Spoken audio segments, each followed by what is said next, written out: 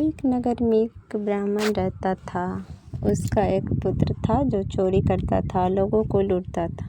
यह सब पाप कर्म उसके परिवार वालों ने जाना तो अपने पुत्र को घर से बाहर निकाल दिया। ने पश्चाताप करने के लिए दूसरे नगर में चला गया, अपना पेट भरने के लिए भीख मांगने लगा।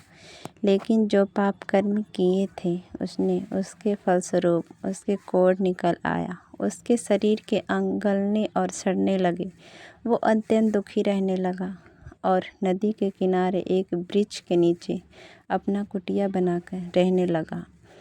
उसकी इस दशा पर तरस खाकर दया करके लोग उसे वहीं कुटिया में ही कुछ भिक्षा दे जाते थे। कोई खाने को दे जाता था तो कोई पहनने को।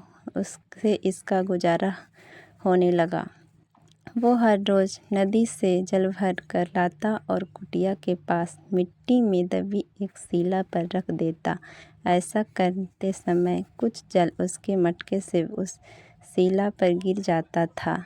ऐसा उसके साथ हर रोज़ होता। एक बार जब वो नदी से जल भर कर लाया और शिला पर रखा, तभी उसकी प्राण निकल गई। उसी समय यमदूत उसे ले जाने लगे। तभी आकाश से एक सुंदर विमान उतरा और उसमें से शिवदूत आए और यमदूतों से बोले, आप लोग इसे नहीं ले जा सकते। ये नरक का नहीं बल्कि शिवलोक का अधिकारी है। यमदूत बोले, इसने बहुत सारे पाप कर्म किए हैं। इसके पाप कर्म के फलस्वरूप इसके परिवार ने भी इसे त्याग दिया, इसलिए ये नरक के योग्य हैं। ये सुनकर शिवदूत बोले, इसने भगवान शिव के जल अर्पित किए हैं। ये जो वृक्ष के नीचे दबे शिला से ये शिला कोई साधारण शिला नहीं, ये शिवलिंग है जो काफ़ी समय से विराजमान है। ये कोई नहीं जानता।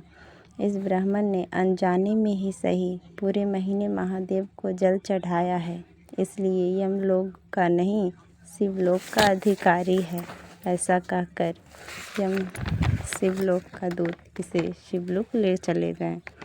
ऐसे में शिव को जल जो अर्पित करता है, नमः शिवाय का जाप जपता है, ये शिवलोक